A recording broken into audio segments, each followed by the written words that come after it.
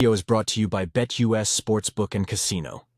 What's going on, Washington Commanders Nation? It's your boy Rio Robinson, back with the latest and greatest on the Rambling with Rio YouTube channel, where we ramble about the Washington Commanders. It is now Christmas Eve for Commanders fans. Training camp starts tomorrow, so you know I had to get my boy on the channel, Josh Taylor, JTFB. Dude. How you doing right now, my guy? This feels so fucking good, dude.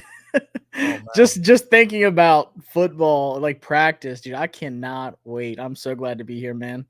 Hell yeah. And this is like it's like we have an expansion team that we're going to see at training camp in these coming days, because we don't know what this new operation is going to look like. We have new everything. We knew last year that we had new ownership, but this is the first year where the vision of the new ownership, we get to see the fruits of their labor. How are you feeling right now, my guy? I don't think it's actually like hit me yet either. I don't think it will until I get to training camp practice. I think the draft gave us like a little bit of like that taste of like what to expect. But I don't think it's really hit me until I like see the new coaches. You know, I met Adam at the Senior Bowl, but it was like real quick. It wasn't, anything crazy, but I haven't like had that taste of the new regime yet. So I'm excited. I don't know what to expect, but it does feel like it's a brand new team though. And the roster is, the coaching staff is, the front office is, so it is a whole new team. And I think that's exciting, is it's not going to be the same like wasted talent and wasted games that we've seen in the past. Like, I don't think people realize yet we're going to be in like a competent football team for the first time in a very long time. I know, like even the weird topics, they're all about football now. Like Brandon Ayuk posted our practice stuff on players TikTok. Wanting to come here. Yeah, like we like everything, all the rhetoric, all the discourse around this team is about what happens on the field. It's so fun. I cannot wait to get to it. It's just so much new, but you just got a new gig, man. Hey, let the people who don't know what's going on in your life right now, John. Yeah, a lot been going on, man. I quit my not football job. I got a football job with a company called SIS. If you don't know about them, look them up. They're partnered with NFL teams, college teams. They just collect a bunch of data and analytics and report to the teams like, hey, this is what we see with your team, like these players and stuff like that. And then I'll also be doing scouting reports for them on their website. Starting in like October with like a huge scouting school with the scout from the Saints who's like heading it up, which is pretty dope. And then I'll be writing my own scouting reports for the 2025 draft class coming up. So more future Commanders like Ben Sinnott, who was on my list pretty early, that I was pretty hype about. But yeah, good times, man. I think eventually I will probably get back to Virginia sooner rather than later, just to be around the team and kind of plug into those networks. But this is a huge first step. So appreciate you letting me share that with everybody though. Of course, man, and we love to see it, man. We don't do this content thing for no reason. My boy is working in football full time, media, football content. That's what we do it for. We don't do this for no reason. We don't do it for shits and giggles, but let's get right to it. Washington had a very, very busy off season and new front office, new coaching staff. We think we finally have figured out the solution to the franchise quarterback position. How would you grade Washington's offseason in totality? I think for what they had to do with being the most, I want to say revamped roster in the entire NFL, like we led with, different players on the new team. We led with players that aren't even on a team this year that were starters last year. Like Washington is a completely different team, more than any other team in the NFL. So I'm just thinking about like other teams that had that kind of connection. And of course the Texans are going to come up. So we're going to get compared to the Texans in the kind of offseason they had, getting DeMeco Ryans, getting CJ Stroud, their franchise guy, building around him, and then also kind of having to get rid of some of their veteran guys, sign some veteran guys that can plug some holes right away. I think they did a really good job. So I think that's what we're going to be compared to a lot. You know how we were compared to the 49ers for a few years, but now we're going to be compared to the Texans leading up to it. And I think for what they had to do, getting guys like Austin Eckler, getting guys like Bobby Wagner, but then also getting these younger guys like Tyler Biadasz, who is getting a lot of respect as, a top 15 center in the league for a guy that really isn't like a household name. He was kind of like a depth guy. But these younger guys that are ready to take on bigger roles and they're ready to have more, even Dorrance Armstrong, that was like a rotational guy. He's going to be on the field a lot.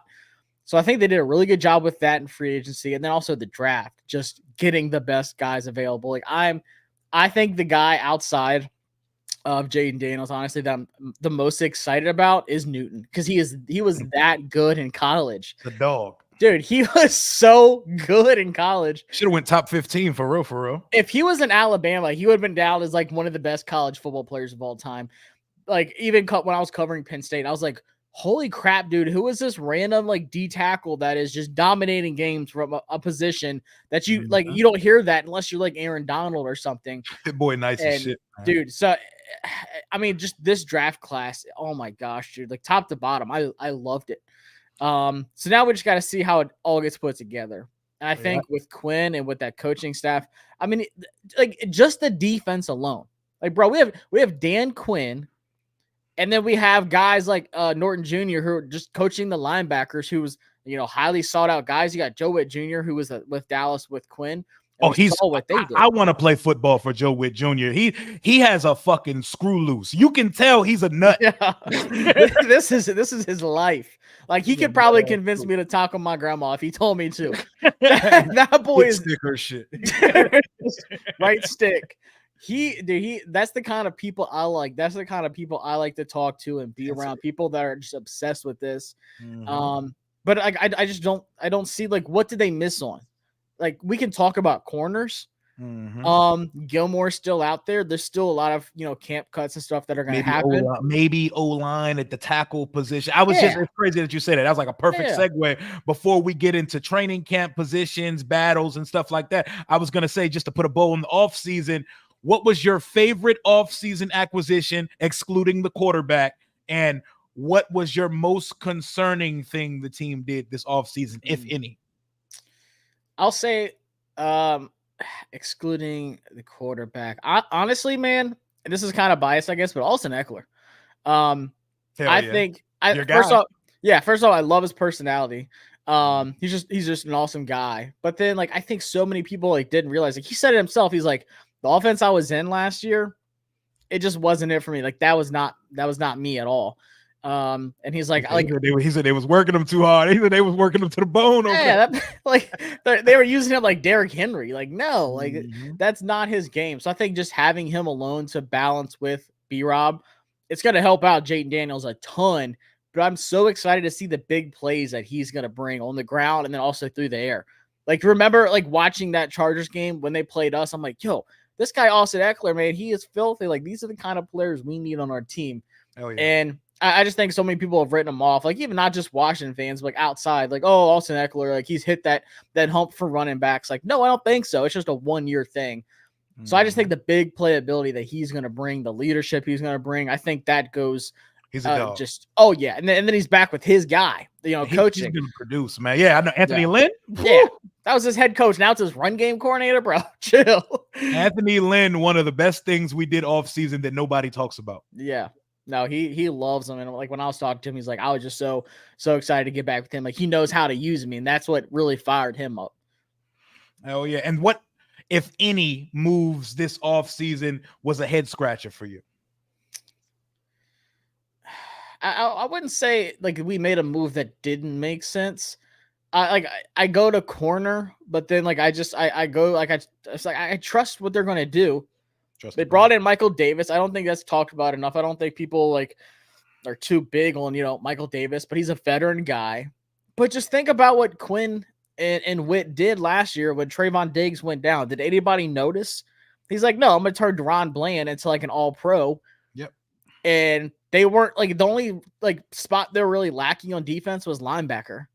They never really hit that. They moved Marquise Bell to linebacker, and he actually did really good considering he was a safety, like an undrafted safety. They moved him to linebacker. They had Damone Clark. Like, I don't know. They could have been better at linebacker, but like corner-wise, I'm like, Forbes has to be better than what he was last year.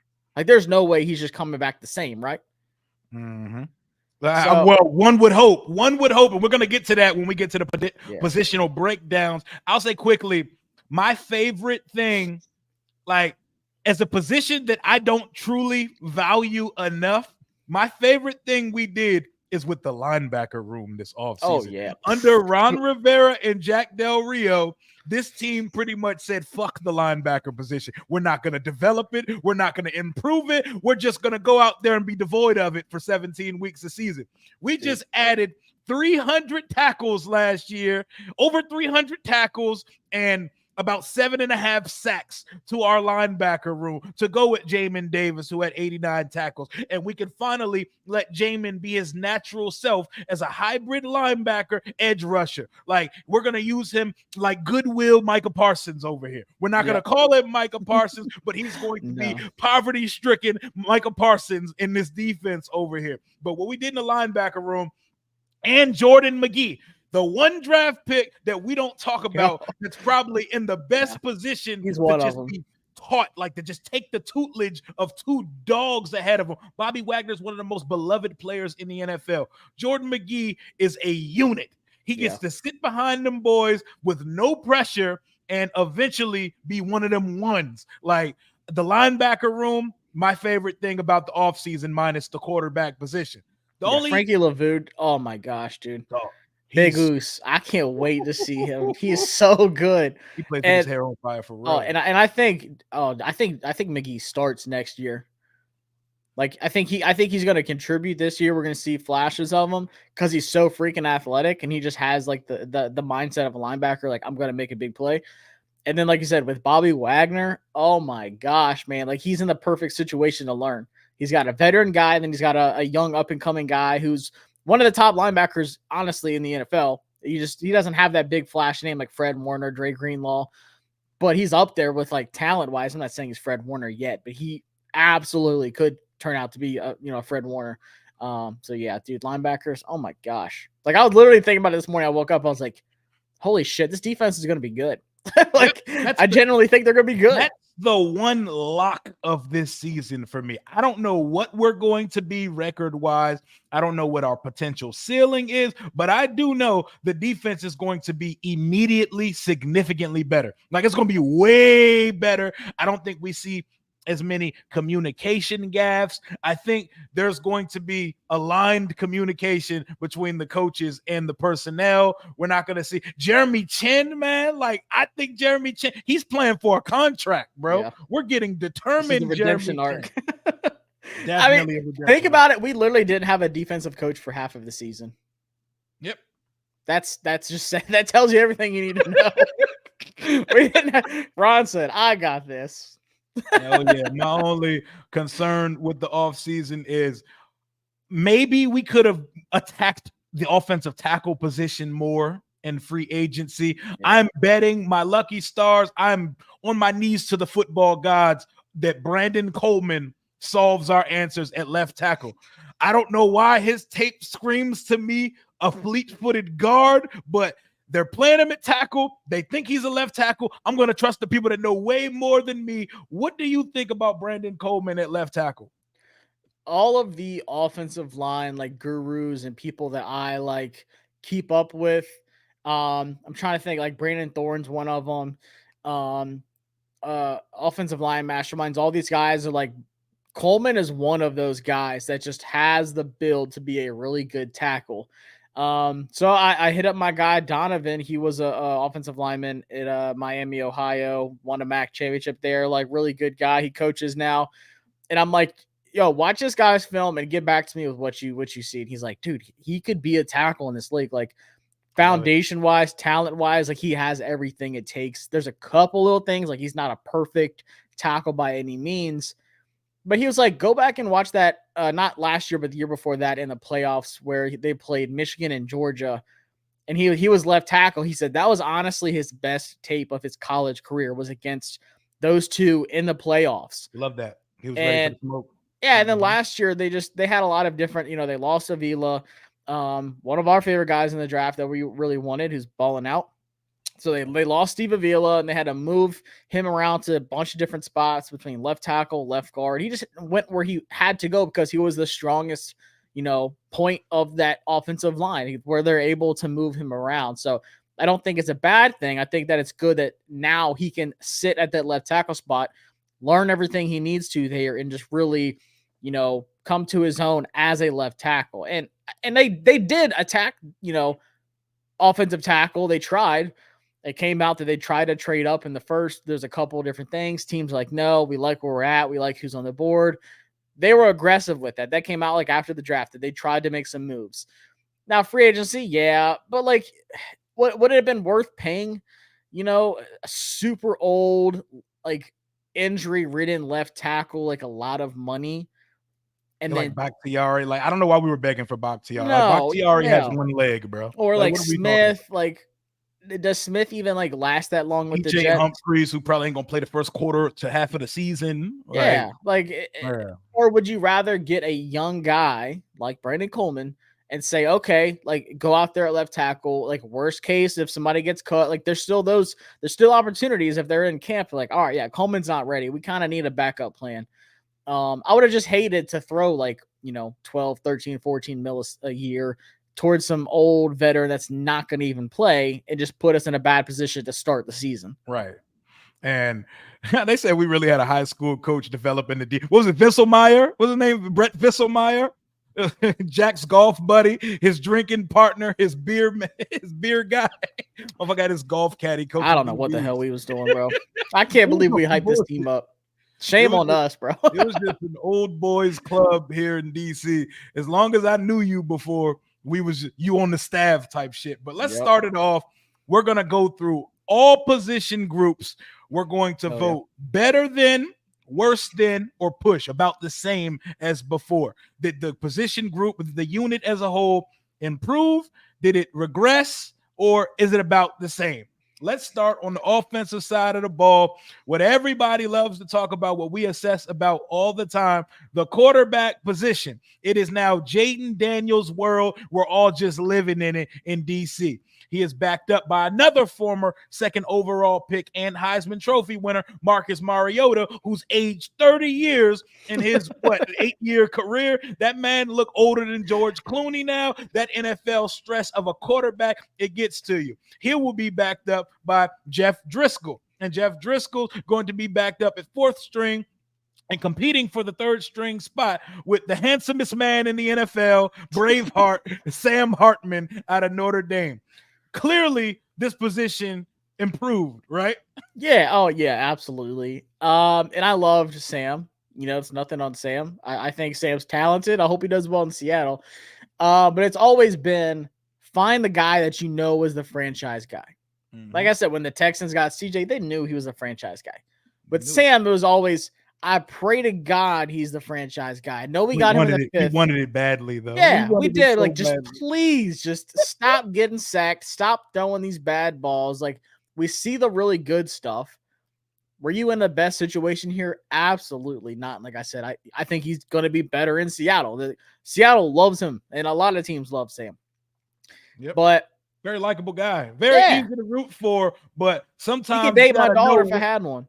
Sometimes you need to know it's an underdog story and you need to trust the data. It is most likely a fifth round pick is not going to be your guy. We sell ourselves dreams, though. We remember the He's Seattle a great Christian game, man. The Pats game, the Seattle game. I coined him. I coined him. I stamped him. He's the one. And then that Buffalo game. Oh no. There were some bad ones. But hey, man, that last month and a half of the season, Sam was struggling to get the 200-yard. And wow, a lot of that was on him. A lot of that was on our dog shit offensive coordinator. And I want everybody who tried to persecute me for calling out EB very early last year, come back and holler at me. Matter of fact, do me a favor. If you go to training camp this year, ask the players when they walk by what they thought of Eric Bieniemy. I bet you they laugh and say no comment or some shit like that because it already came out that they didn't like him. They did not like that guy. They didn't like his single bit. Like they didn't like the way he practiced. Like that's some next level hating. Like I can understand game day, he's calling stuff you don't like, but they're like, bro, we hate the way this dude practices. So it is going to be completely different. I mean, the stats backed up how bad the offense was. Play calling, like not running the ball, just questionable third down calls. No balance. No, like the route concepts were nasty Look, as shit. You see what he did to my boy Jahan? That ain't Jahan, bro. That shit pissed me off. Got people saying Jahan fell off. No, Oh, man. that's what got me fired up. Like, no, Jahan ain't fall off, man. It looked bad. Jahan about to slide on He some definitely gas. left a little bit to be desired, but a lot of that was systematic in EB. But he was and don't open worry, we're going to so talk about much. Bobby Johnson in a second, Kevin. We're going to get to the offensive go, line in a second. But Jaden is just a significantly different talent. And we got Brian Johnson too. Yep, we got a guy. We got was Cliff with Mariota. Kingsbury in the building. Tavita Pritchard still here. Tavita, however you pronounce David that Blow. name. Yeah, David Blow. Yeah, hell yeah, he was just in the league. We got last year. We got a whole ecosystem Where he played. of quarterback whisperer. I think David Blow wasn't he most recently in like Detroit or Arizona? He was on the Lions. I think college. I want to say he played like Purdue or something. He was a journeyman. He was definitely a journeyman. Yeah, but he's still super young. Yeah. Quarterback is easily. This was probably the easiest position to talk about on the offensive side. But Jaden, the ceiling, the talent is limitless. He can be whatever he wants to be in this league. Hearing stories like he left the SBs and immediately went to go back to work out and get in the playbook. Hearing guys, Cali all season throwing. He been working. He been working, man. Like I don't see any unnecessary workout videos or videos to say, "Look at me, I'm working out." He's just working. He's getting it done. And if it is, it's with the whole team. Yep, it's a team gathering. Marcus Mariota showing leadership, took the guys to his old stomping grounds in Oregon, had them working out there. It is not a quarterback competition like they said today in their press conference. No. Like they were like, it's no secret, but we're going to let him go through the process. We're going to he needs to go put some days together. We're going to see how the preseason plays out. But we know Jaden's the guy, right? That's how you want it to be. Mm-hmm. And people have said that about like hiring and coaching and stuff. And it's so funny that people are going to backtrack it because they don't realize what they're backtracking. So you remember when it was like, oh, we need to start holding players accountable. Remember like how Jaden got his jersey number, blah, blah, blah, blah, blah. Like it was handed to him like number 5. And now it's like, oh, well, he should just be handed quarterback 1. What's going on? Is there a quarterback controversy? No. You wanted him to earn the jersey number, but you don't want him to earn the quarterback 1 spot. I ain't never gonna forgive our fan base for making that was the most pathetic shit I've ever seen. Fucking punter giving up the number. Like we love Tress Wade, the human being. He's an amazing human being. But what the fuck are we even talking about? Man? I there were so many times I would use every character that Twitter would allow for me to, and then I would just delete it. I had to put up some tweets in the drafts because I was like, I'm gonna get reported if I really go crazy. Sitting there, yeah. And I was like, but people are like, oh, there's gonna be a quarterback controversy with Mariota. Like, why? There isn't. It's just you have to go through the process the way it's supposed to go through. You do have a veteran guy, even though you drafted him number 2 overall. You want Jaden to show up and another thing is Jaden's not a very vocal guy, which is fine. That's his playing style. I think he'll grow into it though, because he appears to be very outgoing with people he's close with. Like with people like his boys, he's a dude amongst his boys. But he's just like his buddies. His like best friends, like Ayuk until now has been super quiet, very kept to himself. But the other 2 guys he hangs out with all the time, CJ Stroud and Bryce Young, they have the same quarterback coach. They're all from Cali. They all work out over there. Bryce Young doesn't talk. CJ Stroud doesn't talk. You don't have to be a super vocal guy. But CJ Stroud be talking now after that rookie year. Yeah, CJ Stroud he got a show with Micah Parsons on Bleacher Report. He's been on a goddamn presidential campaign this offseason. Just CJ Stroud may be talking a little bit too much this offseason. He got Stephon Diggs. He know what he about to do. Hell yeah, but it's just like the coaching staff just wants him to say, like, to show up and be like, hey, they want to see him be that vocal leader in practice. They want to see him, they already said he's the first one like there every day. They already said he's making big strides, like talent-wise and stuff like that. But they just want to see more. Like, there's nothing wrong with that. Like, let him be vocal. Let him, like, show you, like, hey, I am the guy. Not just like, oh, I'm here to practice with Mariota. Hopefully I get named starter today. It has nothing to do with that. Now, I think Chicago already went ahead and said, oh, yeah, Caleb's the guy. That's because Chicago. They are in we better win this season or we're cooked. And Yeah. Caleb's going into year 2 with They a went new front all in. office, a new coaching staff. They have to win immediately. Like my man Brad just illustrated a great point. Jaden has way less pressure. Caleb has to go in and be treated with veteran gloves in his rookie year. They We have love to make the see it. playoffs. They Yep, have they got to, to. They have no choice. which Like, sucks. if they win less than like 9 games, their coaching staff and front office may be absolutely hibachi chicken They got in year Jalen 1. Johnson paid him. Montez Sweat paid. You went Yeah. out and got Keenan Allen. Shout out to You, Sweat. you get Caleb. He had a big time Odunze, contract. Yeah, Swift. Rome Odunze. They went all in. DeAndre paid- Swift, like Who they yo, pay on their line? I think they paid like 2 people on their offensive line. Like yeah, and they- Tevin Jenkins about to get a Tevin bag. Jenkins. Too. Yeah. Mhm. And then, but you also look in their division, you got the Lions who are on fire, and then you got Jordan Love who's on fire, who's about to be the highest paid quarterback in the league, which is crazy. So I don't know if they make the playoffs their first year, but they sure as hell better hope they do. They got some expectations over there. Hate to be those guys, but yep, quarterback significantly improved. Let's move on to the offensive line. I'm not even going to break it down in positions. Bobby Johnson is the offensive line coach, and the on paper starting lineup is Brandon Coleman, Nick Allegretti, Tyler Biotish, Sam Cosmi, and who's the right tackle? Andrew Wiley or Cornelius Lucas? According to a lot of things right now, it's Andrew Wiley. Okay. Just looking at like the depth chart and stuff, which obviously we don't really have an official depth chart, but looking at like overlads, which is who I use. I mean, I would say it is Andrew Wiley for now. I think best case scenario is Brandon Coleman becomes a starter and then they move Cornelius Lucas over to right tackle, which he can play there. But yeah, I think that's still like the biggest question mark. What the heck does his offensive line look like? And are we like 100% sure Nick Allegretti is going to be the left guard? Like, yeah, that's what I keep wondering too, because he got paid a lot, Wiley, though. I see Wiley listed as guard tackle on the Washington Commanders roster on the website. Like they have him listed as guard tackle. Here we go. Is that just in fiction that he might play guard, or is that a chance that he may hop into the left spot? Well, I know like Jeremy Chin was listed as like a linebacker. I don't know if he still is, but Oh yeah, true shit. I don't know. They definitely have some things to figure out. I think that's the biggest thing I'm watching for outside of just like drooling over Jaden Daniels throwing the ball is like who's lined up where, like what it looks like when they are there, how often it is. Like, is it with the ones? Is it with the twos?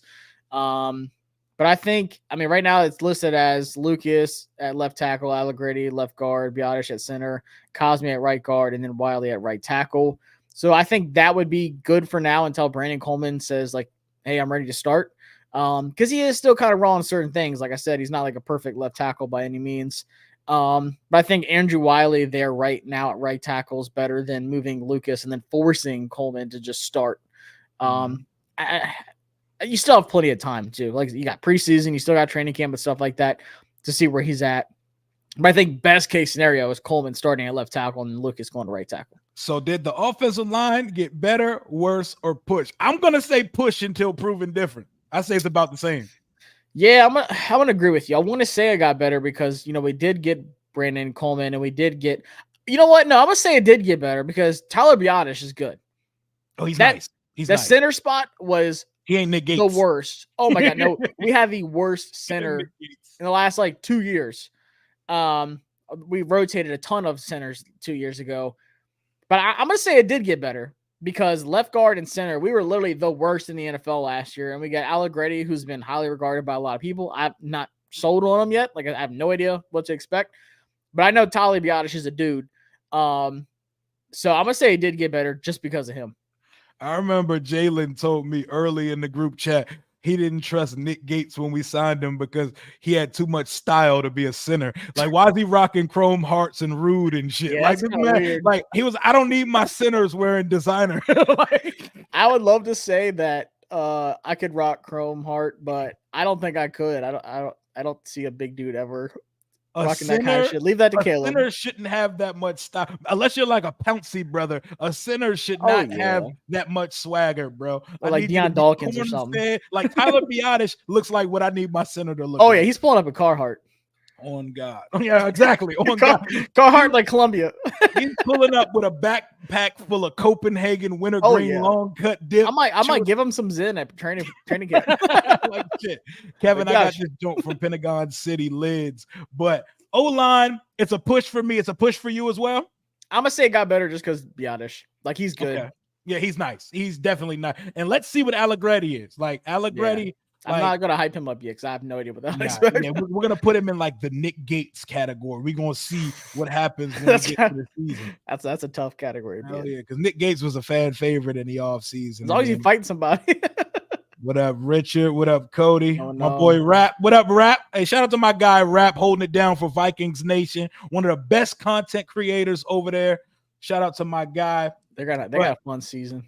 They do got a fun season, just like us. They got a rookie, but I don't know if their rookie's gonna start off Rip. What's up, Rap? Is McCarthy gonna start over Darnold, or y'all going with the ginger to start the year? What y'all doing over there?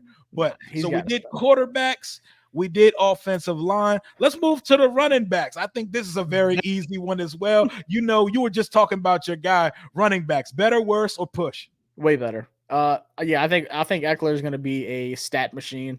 And I think coaching wise, it made it a ton better too. I like what Clip's going to bring. Yeah, I think it got way better. I think so as well. A question for you. This is an easy one. They got significantly better. Question. Third running back. Is it Chris Rodriguez Jr. or is it Jeremy McNichols? Because Jeremy McNichols has played in this league. Man, we got Rodriguez. Honestly, bro, don't be surprised if Michael Wiley like takes the third spot. We got Austin Jones out of Ooh, USC, I and then we forgot got about Wiley out Michael of Arizona. Mhm. Wiley's a dude. Like I like his game a lot. I do like Chris Rod still. I think for right now, I'm gonna say Chris Rod's RB3, but I think Michael Wiley is a name you hear a good bit in training camp. Jeremy McNichols runs hard, bro. Like he runs like, and I want to know what Chris Rodriguez is because he did show me he ran hard, but Yeah. I feel like I was so underwhelmed when they drafted him that I have clouded vision with Chris Rodriguez, and I'm so low on Chris Rodriguez, but he actually runs really hard. Interested to see how the running back room plays out, but a better Brian Robinson and a better scheme and a duo with Austin Eckler, that is a phenomenal running back I'm room. hyped. I'm And hyped. for B-Rob that. trying to get some money. Yeah. No, I can't wait to And see that. I think Eckler is the biggest of upgrades from Antonio Gibson because while the fans loved Antonio Gibson, I could not stand the football player Antonio Gibson. Great guy, Fumbles, man. cool guy, fumbles, falls every time he gets the ball, is always injured, and he has the vision of prime Trent Richardson. Like his Trent Richardson like Oh, I can't slander a Bama boy. he ran from yards, he ran from holes, and he ran from daylight. Yeah. I'm never going to forget that. People are going to still to this day say, but he was drafted a wide receiver. Well, he played running back in the NFL. Let New England handle that. He's starting the season already, on the NFI list for the Patriots? Yeah, he's on the NFI, yeah. It sounds like a lot of the same of what we knew for Gibson to be running back significantly better. Hey, don't get me started. Chase still got neck problems. Oh my God. Don't get me started on Chase Young. Chad's gonna start now. Because there's still people who think he got a raw deal here when in fact he was the raw deal here. But we're not even gonna go there. He gave it to us raw. Oh my God. You street legend, though. You street legend. But tight ends, better, worse, or push? Another one that feels relatively easy. Yeah, this one's better. You know how I feel about this. Mhm. And I think Zach Ertz is gonna surprise some people too. I think he's still got some juice in him, but anytime you got Ben Simmons on your team, you have a chance to win the Super Bowl. That is hands down one of my favorite players out of the entire draft class last year. Not even just us, just from one to You the love last this pick. dude. You were singing his praises all Dude, season. that's my guy, bro. I can't wait to see him at camp. He's just a chill dude. He literally DM'd me as soon as we drafted him. He's like, bro, you called it. He's like, I'm literally shocked that y'all drafted me. But dude, I think he's going to be really good. And you saw how much Adam Peters loves him in the little Commanders log that we had. Yep. Oh my gosh, he's like, I really like this guy. I think he's gonna be one of those dudes. He is such a mix of like Juice Check and Kittle. Like his hands are so good, but he is so like thick and stocky, and he can he just runs hard like Juszczyk does. Very confident. So I think he's gonna kill it, man. I think he's obviously tight end too. I think you see a lot of them because Cliff does a lot of 2 tight end sets. Yep. But Hell don't yeah. sleep on Zach Ertz either, man. I know he's old. I and stuff, keep but telling people he's going to start and play more than a lot of people think. Like, I think he's going to get the full-time Logan Thomas type role here. he's a red zone threat too. Mm-hmm. When If it's he in the stays red healthy, zone, if he Oh, stays yeah. healthy. Yep. dude, even if he's not, like Ben Sinnott in the red zone, please. Both of those guys can go up and get it. Both of those guys can hurdle, guys at the goal line. Those are some feisty dudes after they catch the ball. Yeah, he's got to stay healthy, but he knows Cliff and he knows the offense. It's an easy transition for him. Hell yeah. Hell yeah. I believe that's as well. Come on now. We got Ertz, Ben Sinnott, and number 3 is John Bates. Does Cole Turner make this football team? We're keeping Man. only 3, right? I don't see the reason to keep 4 tight ends. Are we keeping 4 tight ends? No. I think we do 3, and we may do a fullback? Yeah. It really just depends on how many wide receivers he keeps. Because like I said, he does a lot of 2 tight end sets. Like if they do 6 wide receivers, I could see 4 tight ends. But if they do like 7 receivers, then it's only going to be 3 tight ends.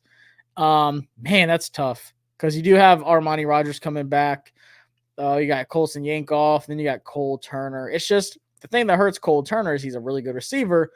But it's what are you going to do blocking for us? And He was supposed to be a really good receiver. We ain't seen that shit. We ain't seen yeah, the well, it's because he got killed like his first we ain't seen the few fruit of weeks that here. Remember labor. Heineke threw that shit and he got fucking decapitated? Yeah, that and Reeves want to tackle him in practice and shit. And Oh yeah, like I there set was him back a like good- 5 years. There was like a good 6 practice period where Cole was the best player on the offense. Those yeah. days were so fun. It was so fun during that time.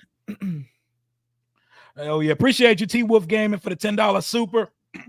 He said, keep up the great work, Rio. Hashtag take command. Appreciate you. I know we took a little bit of a hiatus during this offseason, during that dead period after the draft till now, but you can guarantee I'm going to be all over this YouTube shit as training camp gets underway. My boy Josh going to be putting out the content as well. And if you've not seen Josh's NCAA football videos that he's been doing on the channel, that shit is fire. He has me invested in a school I've never cared about, Coastal Carolina. Go Chance. Like, Shots up, baby. Y'all know the vibes. Go Chance. Shots Go to Shauna Chance. Clears, man. Appreciate you. For Yeah, we flipped the switch. The switch is on right now.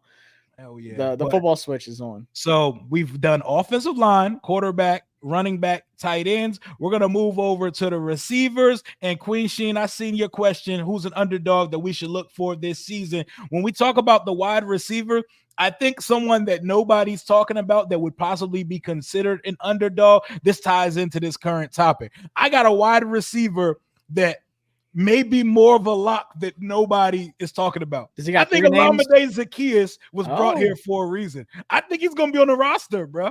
I think he's going to be like wide receiver 4 here. Yeah, no, they definitely brought him here for a reason. Him and Demir Bird are 2 really interesting guys. Because they were both like handpicked. Like we signed both of these guys. So just looking at it, obviously we got Terry, we got Jahan, and we got Luke in the slot. You're not going to see much 3 wide receiver sets. Like we're going to air this thing out. Like we're going to air that bitch out. He keeps saying it's not the air raid. It's the motherfucking air raid. This is the air raid with some sexy running mixed in. A with remix. it. Dax Milne, sorry, you're not on this team. De'Ami Brown, maybe you are the Hollywood Brown from Cliff's offense, where literally you just have one move and it's just running a 9 route deep as you can. But yeah, Olamide Zaccheaus, Demir Bird are 2, man. And then, but honestly, Marcus Rosemy-Jack Saint's my underdog. I think he has great hands. He's already made a crazy catch in practice. He's that, undrafted guy. Mhm. So if I had to pick an underdog, I think it's Marcus Rosemy-Jack Saint. He got some size on him too. Yeah, Like, but yeah, like, no one's talked about Olamide Zaccheaus yet. He's a vet. He was with who? The Eagles. I remember watching him at UVA. Falcons. I remember when he was with the Falcons too, and he was making some catches on us a couple years ago. That I was saw him in person. That was Kurt Binkert's boy back at UVA.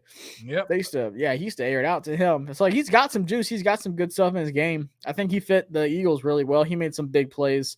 But yeah, to me, it's just like Milne, Brown, what have you done for us? Obviously, Crowder is going to be like returning stuff, but there's new kickoff rules and stuff. So do you think that kind of hurts Crowder? I kind of know because he's supposed to be like the guaranteed returner. Like, Damiere Byrd fits that new kickoff. Like, you want a fast guy that's gonna like actually misses? exactly. Oh, yeah. Put Damiere Byrd out there. Happen on the kick. I keep forgetting that kickoff rule exists because I literally just made a video and I was like, "Is Crowder a lock?" But I didn't even think about. There's a kick returner. Kick returners matter again. Bring back the Devin Hesters of the world. I want to see some kickoffs. We don't put Forbes out there. Oh my god. Hey, we gotta make some use out of our boy. But to close out the wide receivership, I think it's about a push until we see. Like, it's about a push because I don't think we were ever not talented at receiver. We just didn't get shit out of our receiving core last year.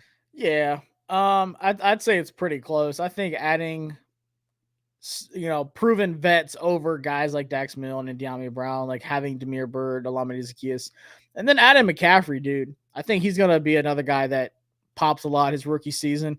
So yeah, I'll say push until I see something from him.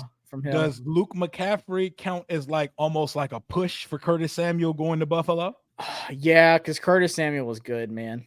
He was super like. If it's a third down, that's your guy. Buffalo fans are excited to have Curtis Samuel. They should be. As they should be. I think he was extremely overlooked here, man. Like, he was so reliable. Josh Allen better go crazy with him. Oh yeah. Him and Keon Coleman get all the fantasy targets, Yeah. Hey, Shakir too, man. Khalil Shakir. Right.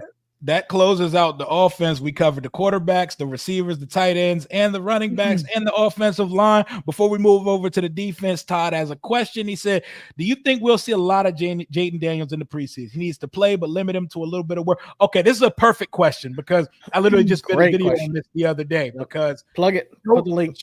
Joe Theismann, ultimate first ballot yapper, was saying Jaden's not going to and should not play in the preseason. And I completely wholeheartedly disagree with that. I do. He needs to play at least, at minimum, a half of football and throw 20 passes in the preseason.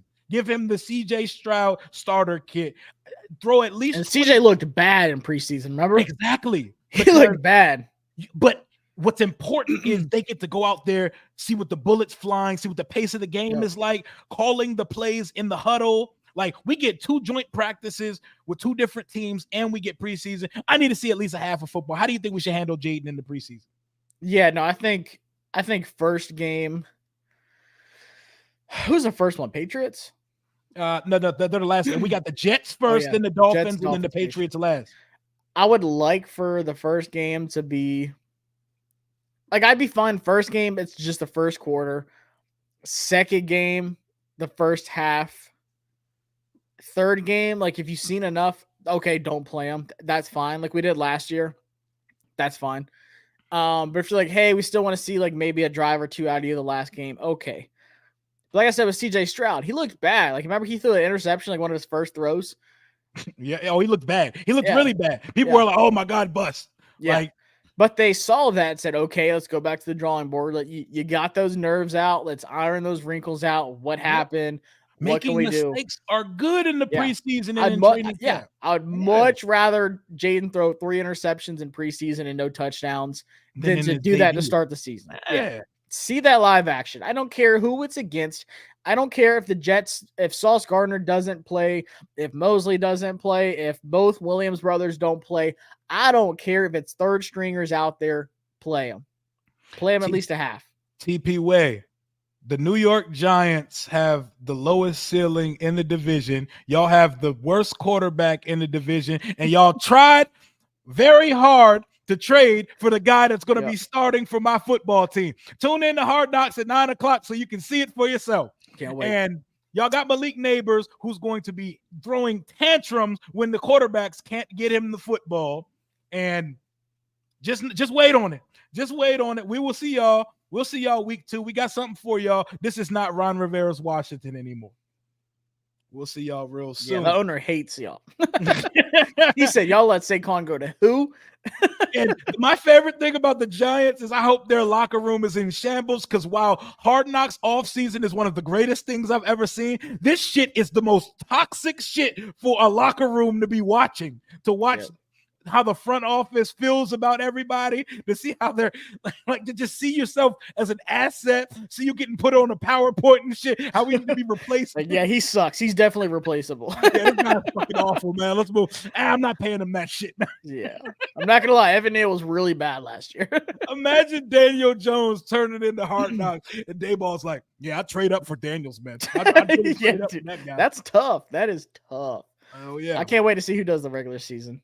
Hey, we do know some Daniel Jones. He has cooked us over the years, but just know this is not Ron Rivera or Dan Snyder's Washington anymore. We will see y'all when we see y'all, and y'all will be looking up at the rest of the division for years to come until y'all get y'all somebody behind that center that's actually worthy of $40 million a year. That's But let's crazy. move over to the defensive side of the football. We're still playing better, worse, or the same. Let's start with defensive line. Let's start with defensive line. That could be tackles and edges. Better, worse, or the same? I'm interested to hear. Are we talking about how we ended the season? No, this year, right now. Better, worse, or the same than last year? But I'm saying like how we ended the season last year, though, or are we talking about like overall? Because like, are we saying overall? Okay, I'll say, is it like better than Montez Sweat? I'm not going to sit here and say Colin Farrell or Dorrance Armstrong's better than Montez Sweat.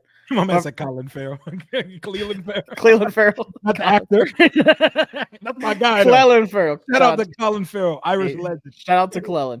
And Dante Fowler, we added him too. I keep forgetting we have him. So I'm not gonna say like that's an upgrade, but it's an upgrade from what we ended with. You know, aside from like the picks and stuff we got, I'm never gonna talk about that, like with the trades we had. I think it is better because I think Dorrance Armstrong's a guy who, when he was playing, like his reps were very productive. He put up big numbers. He might be a dude. And then Farrell was another guy. Like San Francisco, they're like, dang, we really wanted to bring this guy back. But then of course adding Jerzon Newton. Like I said in the beginning, I love Jerzon Newton. That boy is gonna be ready sooner rather than later, they said. So I think it did get better because we have some answers on the outside. Dante Fowler can rotate in. You have a lot of things you can do. I'm still a fan of KJ Henry. I'm still a fan of Andre Jones Jr. But adding Jerzon Newton to a line with Deron Payne and John Allen, and hopefully Fedarian Mathis can get healthy and finally do something. But even if he doesn't, Jerzon Newton is the future of the – I'm telling you, this is going to sound crazy, but Jerzon Newton is the future of the defense, not the line. That dude is the future of the entire defense. Him and Jordan McGee. I got hate. No, I got hate after the draft when I said I think that's the most talented defensive tackle in the room. Bro, he is so good. He's so I mean, I wouldn't go that far because I think Deron Payne and John Allen about to do crazy work. But I challenge talent. It's him and Payne. Oh man, off pure talent, it's Payne or Newton as the most talented dude on that unit. Dude, I highly recommend people just go watch Illinois games. First off, that whole defense was crazy, but God, Jerzon Newton put people in hell every single game. So I think it got better. I'm actually excited to see the defensive line now. I think Dorrance Armstrong is going to be off the rip coming at quarterbacks. I think he's going to be a fan favorite pretty soon. I think the only significant loss we had on the defensive line was Montez Sweat, because Sweat was nice, but Sweat never broke out here. So what Sweat gave us is pretty much Dorrance Armstrong's best season in Dallas, where he wasn't even a full-time rusher. The combination of Dante Fowler Jr. and Cleveland Farrell, people don't want to hear this, is better than Chase Young. They're better. Like, they're better than him. They're more reliable than him. The combination of them, give me that over what Chase Young is in 2024. Cleveland Farrell was outperforming Chase Young on the 49ers. Kept his ass on the bench. Kept his ass like fourth in line. And he's still super young. Yep. Super young. They both are young. Him and Dorrance Armstrong are both like mid-20s. Overdrafted, and he got drafted to a terrible situation in Oakland when he was with the Raiders. But our D-line is going to be good. And when Johnny Newton gets healthy, that's going to be a unit, bro. That's going to be a unit. Who do you think starts on the edges? Do you think it's going to be Farrell and Armstrong? Yeah, I think so. And what are your expectations for KJ Henry? Is he going to be something here? I do like KJ, man. I think we're going to see some interesting packages and like sub packages where he's on the field. I don't know if it's going to be a lot because Quinn really likes Dante Fowler Jr. too. And once again, he didn't play a ton, but when he did, he was getting sacks, he was getting pressures. It's like how I have it's like Armstrong, Farrell, Fowler. Is F.A. Obata healthy, like at 100%? Because that dude can produce too, but I'd put KJ Henry and then Obata for now. And then we got Javonte Jean-Baptiste, and they were super excited to get him too. Who knows what he's going to look like. Mm-hmm. But yeah, man, I think KJ Henry can definitely do some damage. I just want to see him with good coaching. Well-rounded room of edge rushers. We don't have anybody. It's not sexy. It's not flashy. Yep. Yeah. It's a nice Dan Quinn gets the job done. Yep. And we have a better scheme. Yeah, we don't have some racist Bosa out there getting after the quarterback, but by God, we're still going to get some sacks. I wish I could have one of those. No. Nick Bosa in an election year about to go crazy. Oh, yeah. Once Trump got shot at, that boy, I'll put $100 on defensive MVP. Shit, he might win the fucking MVP of the league this year. He might go for 30 sacks this Between year. him and Watt, man, that's tough. For sure, man. But down year for Myles Garrett. D-line is easy, but linebackers, another one that feels easy, way better. Oh, yeah. 1,000,000% better. That's the one I'm excited to see come together. Those dudes complement each other so well. How do you think that rotation stacks up? It's going to be a lot of 2 linebacker sets, and it's going to be Luvu and it's going to be Bobby. But I think there's going to be times where you see Bobby not on the field, and when he's not, it's not going to be Jamin Davis. It's going to be Jeremy Chin. Ooh, I like that. Can you imagine Chin and Luvu? Bro, that's crazy. Ooh. Imagine them both coming on a blitz, just screaming on a blitz together. Shit. Oh, my God. Okay, imagine 5-2. Imagine this. This is the formation we got. We got Dorrance Armstrong. We got John Allen. We got Johnny Newton, Dron Payne. And I'll say Farrell on the outside. And then you got Luvu and Chin. And then it just coming after the quarterback. That's wicked. Oh, that's wicked. You better pray. Ooh. And then when Jerzon, I mean not him. When Chin's not, at safety, I'm sure we'll talk about that here in a second, but there's a lot of things you can do up there too, man. Oh yeah, man. That's the biggest question mark, honestly. What the fuck is the secondary gonna look like? Yeah, that's where we're about to get to right now. I don't know what the fuck is. You can skip me. Hey, for cornerback, like people say it's the offensive line. I think corner is the biggest question mark on this roster because we didn't really add much of significant. We added guys like Michael Davis, Noah Igbenogany. We got the undrafted guy, Anuzium. Mikey Sandra still in the nickel, I'm sure of. I'm very sure that's your pro Sandra still. Yeah. That's a fucking dog. Nick Saban said that's the best player in the draft on the defensive side of the ball. He loved Mikey Sandra still. Yeah. What are we starting on the outside? St. Juice and Michael Davis? Man, St. Juice again. We running that back because Witt and Quinn gonna fix him. What the fuck are we doing at corner, man? Dude, I don't know. I'm just looking at it right now. I'm just like, what the fuck is this? On the front 7 to just make us not need corners? No. Well, I will say it helps a ton. It absolutely makes a difference. The play starts in the trenches.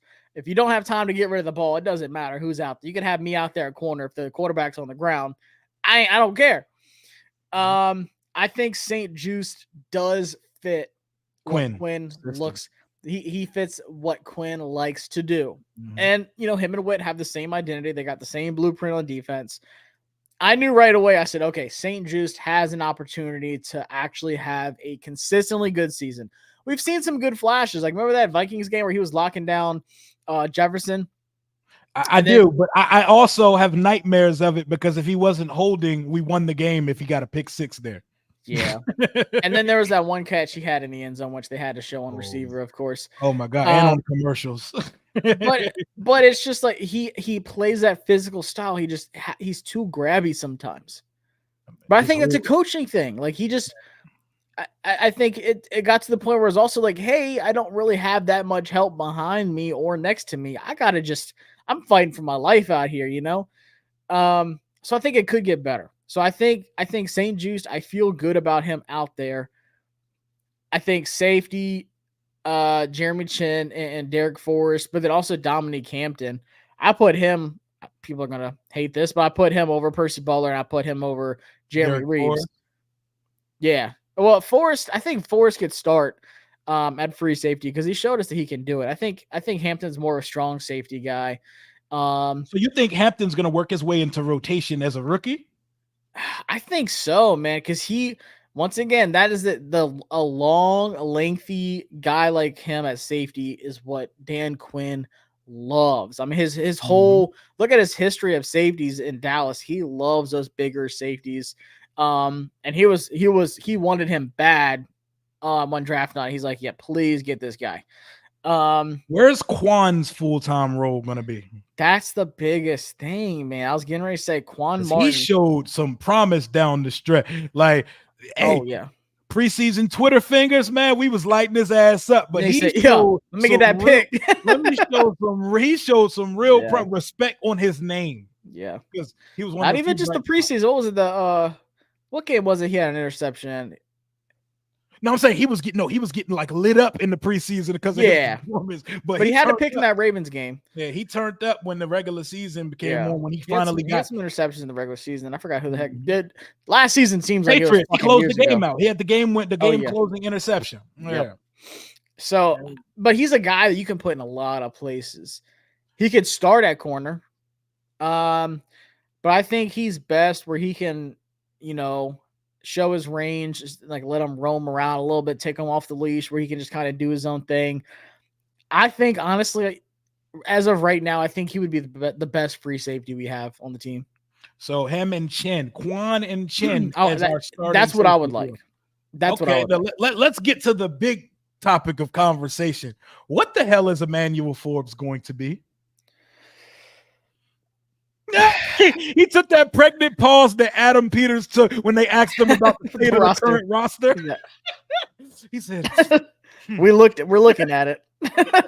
We're evaluating. I got the next week blocked out. So what is Emmanuel Forbes?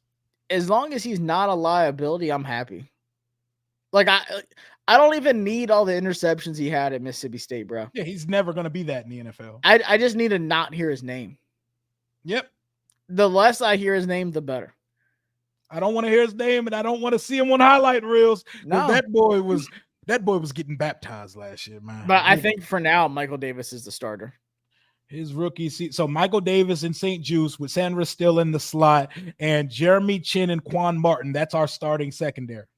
For right now, yes. And what's your confidence in that group? Out of 10, I'd say just on paper, I would say like a 6. But with the coaching staff and like the situation they'll be in, I'm at like a 7.5. Okay. I'm at about a 7. So we're right. We're right in the same ballpark when it comes to it. Michael Davis, he definitely, just like St. Juice, fits the profile of one of those longer, bigger bodied cornerbacks. I know the Chargers' entire situation was fucked under Brandon Staley last year, but I can't not look at that he gave up 9 touchdowns last year. That shit gives me nightmares. But that team was so 9 bad. Touchdowns last year. They were awful. Bad. Like Staley took that team to hell last year. But before that, he was just like a consistently like reliable veteran corner. He made a couple of interceptions, like he wasn't, but like I said that's what I want out of Forbes. Like just not, like I don't even need the picks. Just don't give up big plays. And I think Davis could be that. I mean, he wanted to come here in free agency for a reason, and I think it's because of what he saw with Dan Quinn. Dude, it's crazy to me how many of these defensive players said, I want to play with what that guy does on defense. Yeah, because that's what he do. He brings them out. He brings out a baller everywhere. Charles Woodson, Richard Sherman. Look what he did with Deron Bland last year. Everywhere Quinn goes, the whole defense on Seattle, when they had the Legion of him. Oh my God, bro. That was at his historic defense. They weren't supposed to be that good. Those were mid-round picks. They weren't supposed to be that nice, bro. Dan Quinn is a defensive mastermind, but what he gets the most is he understands human. He knows how to interact with humans, and people love him. I was not familiar with his game. I didn't realize the power and the respect that Dan Quinn held league-wide. All I saw was Ben Johnson. That's all I had on my sites like in the offseason. But Dan Quinn has won me over before I've even seen this team play a game. The Bears TV, I'm not actually high. I actually don't smoke at all, but I'm just wild naturally, and I have sensitive eyes, and I got this bright ass light. Same, bro. This thing is bright as shit. It's bright as fuck in my face. So that's just a little studio life. I don't do nothing. Yeah, it's bright as hell in here. But with this white light, bro. Offense and defense. The defense is clearly going to have to lead this team at least early on, right? And probably the whole season, right? I don't know. I mean, can you just imagine, like, if Jaden Daniels does start like CJ Stroud did? Oh, God. But, like, how good was Houston's defense last year? They weren't, and they dealt with so much injuries. Like, they had, like, 17 different offensive line rotations last year. Dude, I got in so many fights in the offseason. People like, well, look at Houston. They invested in all their draft picks. I'm like, Titus Howard missed the whole season. Their line was fucked. Laremy Tunsil was out he was out the whole season. They were on their third string starter at center to start the season. Like, everybody was hurt. Queshenberry was hurt. And then he played at Penn State. Juice Scruggs, the guy they drafted, second string center, he was hurt. I don't even know who the third guy was. You know who sucks? Kenyon Green. Wasn't that Martin Mayhew's guy? They take him 19? Yeah. Or 17, something like that. Green is ass. He didn't play last year much at all either. So, I mean, they struggled with the offensive line, but they did not miss a beat. Yep, because the rookies, like the young players of skilled players, they got busy. Like Derek Stingley, dog. Yeah, absolute dog, bro.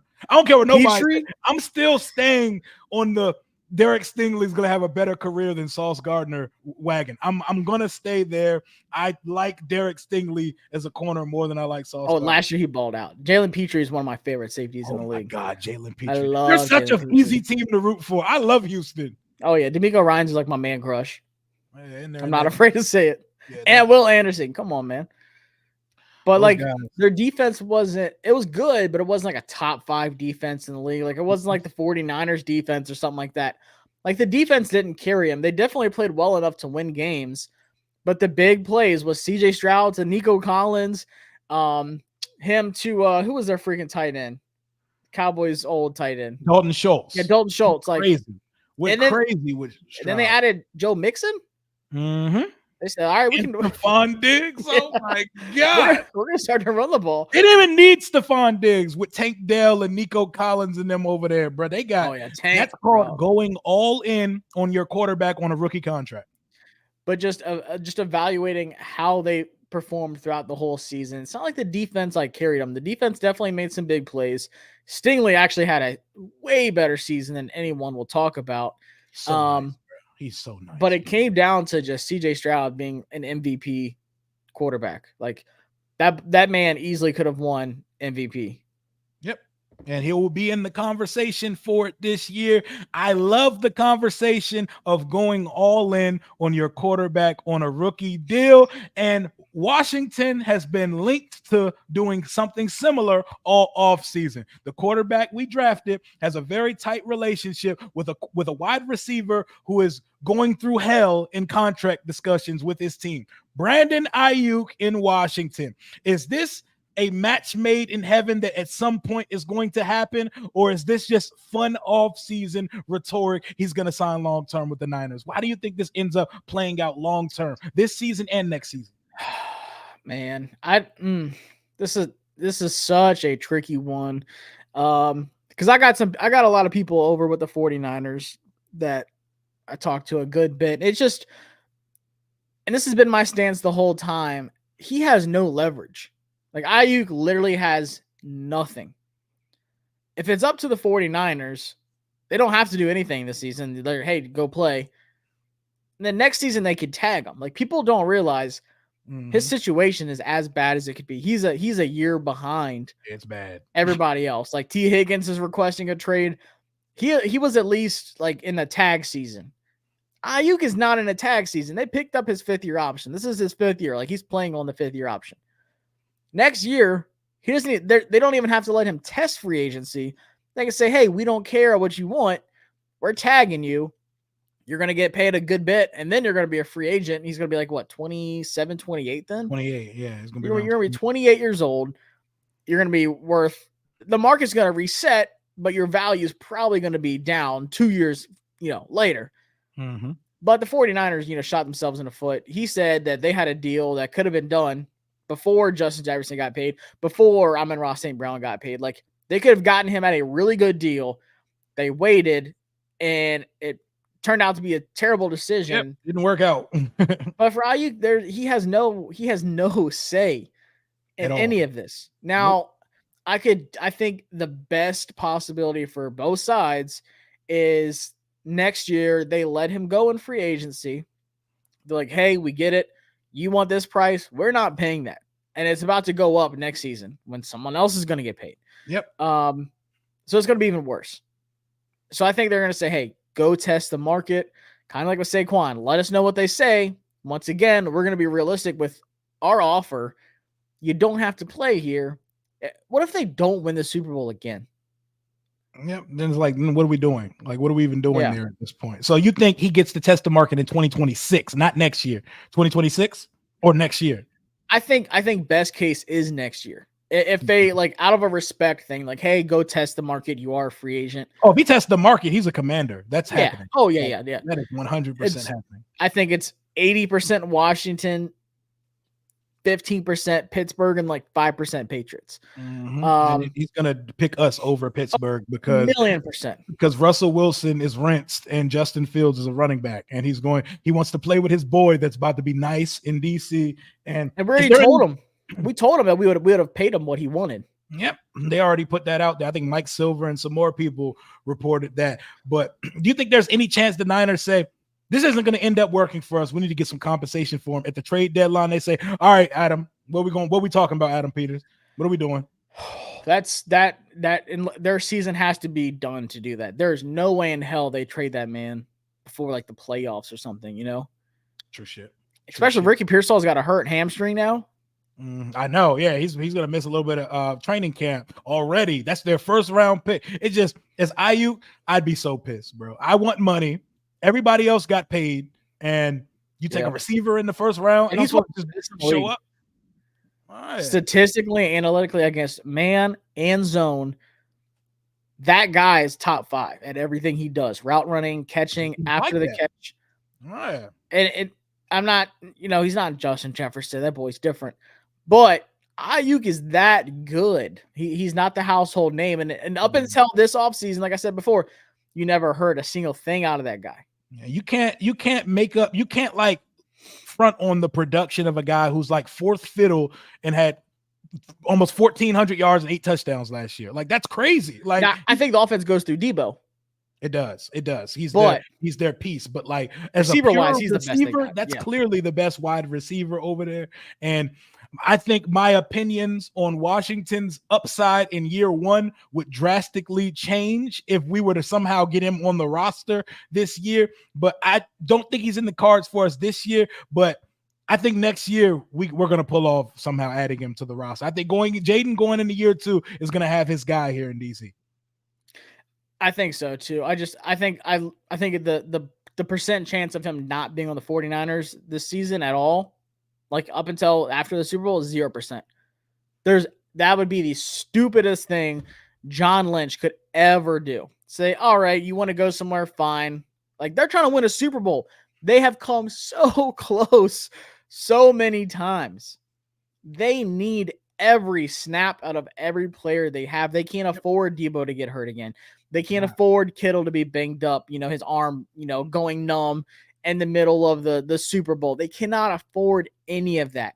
They need every single snap out of every player they have so they can beat the Chiefs. So like people are like, oh, we can get him at the trade deadline. Why the hell would they do that? Yeah, that wouldn't make sense. And- That wouldn't be feasible at all. But there was, I'll say this, there was truth to the talks of like Devontae Adams. Ooh. There was little chirps about Yo, that. Adams on the Niners gives everybody a fucking nightmare. Bro, that should be that's when the 49ers would say, okay, like All right. we can do this. But I All promise you, now I don't know if this is true or not, but I'm just saying this is what I believe.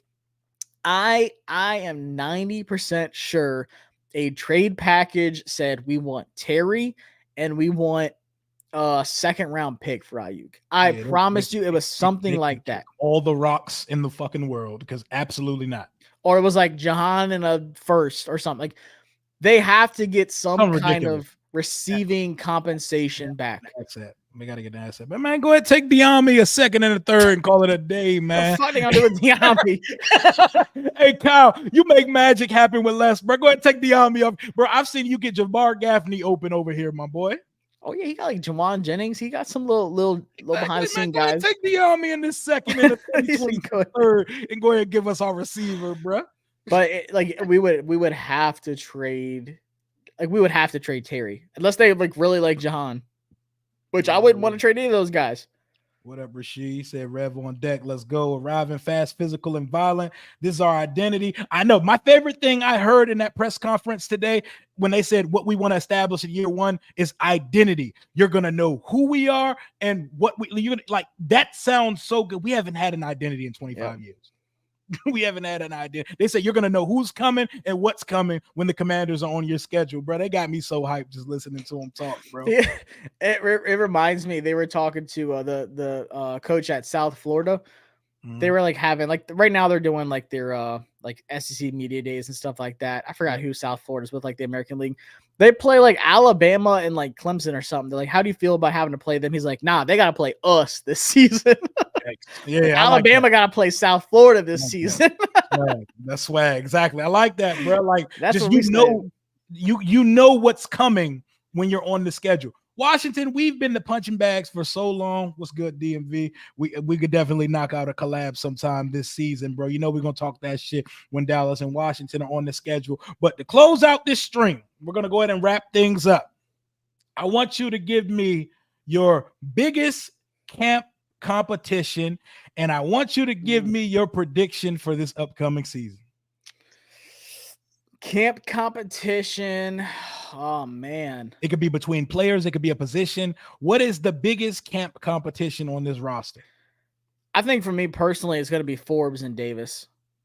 I think it's all about Forbes. Prove yourself. Like show us who you are. I need to see some fight. Just like Jaden Daniels, he was the second overall pick. We're not going to just hand it to him. Like Forbes, we know you're a first round draft pick. Like show us that's who you are. I could say offensive line, with the mixture of things they have around, but I think that's going to sort itself out. But I think this is a make or break season for Forbes, which is crazy to say in his second season. But he has to show up and show who he is. You cannot let a veteran like Mike Davis beat you out. You got to show that you are the future. No, yeah, it just doesn't look good after being a first round pick. Even though these aren't the guys that drafted you, you got to pull up, bro. So if he's struggling in camp, you're gonna hear about it. Like, yep, Forbes just doesn't look good. Yep. Or in this, like during the season, you see him go like, all right, he just doesn't look good. So I think that's like, I think he's ready to show who he is and like under actual coaching. Man, predictions. I think this is a 9-win team. I love it. Bless your heart. I love it. I think the floor would be 7. I think the ceiling's 10. I don't see it getting. All right. What's your prediction, Joshy? Let's go. What we doing this year? I'm gonna say 9 wins. Okay. I'm not gonna say we're gonna make the playoffs because I think the Cowboys. 9 in the NFC. I think 9 in the NFC is getting us in, bro. I don't know. 9 getting us that 7th seed, bro. 9 is getting us the 7th seed in this conference, bro. Hey, did Michael Gallup retire? Word? No, I think 9 gets us the 7th seed in this conference. I don't think you need 10 wins to get the 7th seed this year. We're gonna see. It's just the NFC North is loaded. Like I said, you got Packers, Lions, maybe the Bears make some noise. The South, I'm not really worried about anybody. The Falcons will win it. Cool. But then you got the Seahawks, you got the 49ers, the Rams, and then Cowboys, Eagles. I think it'll be tough for us to make the playoffs. Like really tough first year.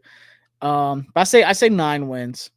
What is that? I think 9 gets you the 7th. I think 9 could pull the 7th seed. I'm not talking playoffs in year 1.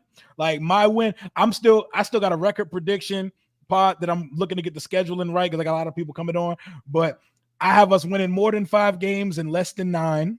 It's somewhere in there, and it's not a numbers or a record thing. It's more of an eye test and what the development and the communication looks like. You'll know it if you see progress in year 1. That's all I'm looking for. It's not a specific win amount. As far as competitions go, I think those last 2 spots in the receiver room, I think that's going to be the most fun competition. What's up with your Penn State boy? Tinsley going to make a run for that shit or what?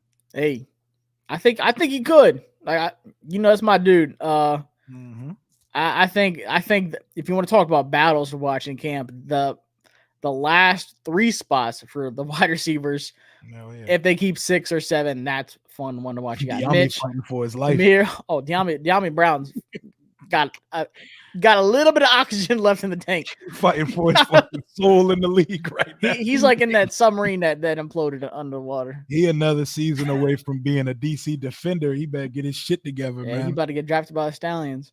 Chicago or Texans wide receiver trio? I'm going Texans because of youth.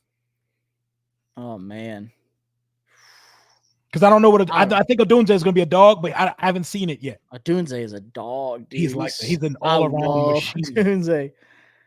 And Keenan Allen has been him.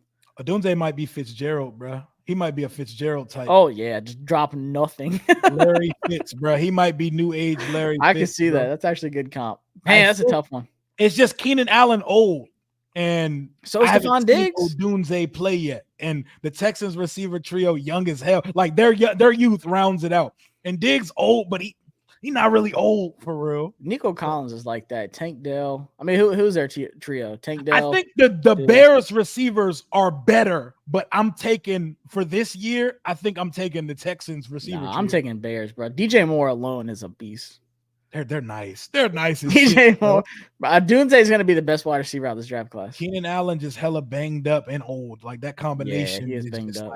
But if they're healthy, Jesus Christ, Caleb might throw for like 4,300 in his rookie year. And they've never had a 4,000 yard passer. Oh yeah, they're getting that off rip. That's crazy. We even had like, that. Man, like Fields never even threw for 3,000 or 20 touchdowns in the season. They're gonna witness something totally different. Oh yeah, they're about to have fucking culture shock. Yeah, the Bears definitely got a better wide receiver. I'm wilding. It's definitely Chicago. I'm wilding. It's definitely Chicago. I think I'm after what DJ Moore did to us. I can't say he ain't.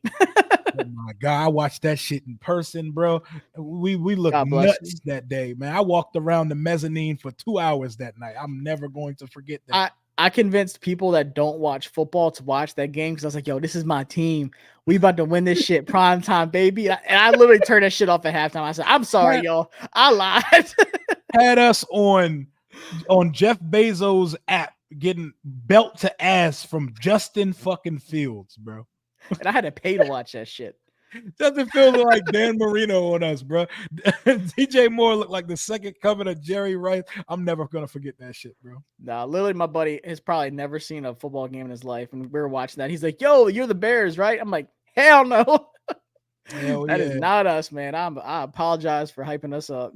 All right, but that's going to conclude the stream tonight. I appreciate my boy Josh for always pulling up and doing his thing. My boy is he's living that football full-time life now. What you got coming on the channel, man? I'll do some more college football videos, obviously, but Washington stuff, I'll be doing a camp preview here in the next few days. I fly out Saturday morning. Hopefully all that's not still messed up. Like, hopefully I can actually get to Virginia. And then I'll be at like every training practice except one, I think, like Wednesday. I forgot which one it is, but I'll be at Sunday, Monday, Tuesday. Okay. And I think Saturday, Sunday to round out. I think that's the 5. So I'll be there and I'll be doing some recap videos like at camp. I'll post it on social media at Josh Taylor FB. Then I'll post it on the channel as well. So a lot and then I got streams for August coming up for Bleacher Report. So we got a lot of stuff coming up.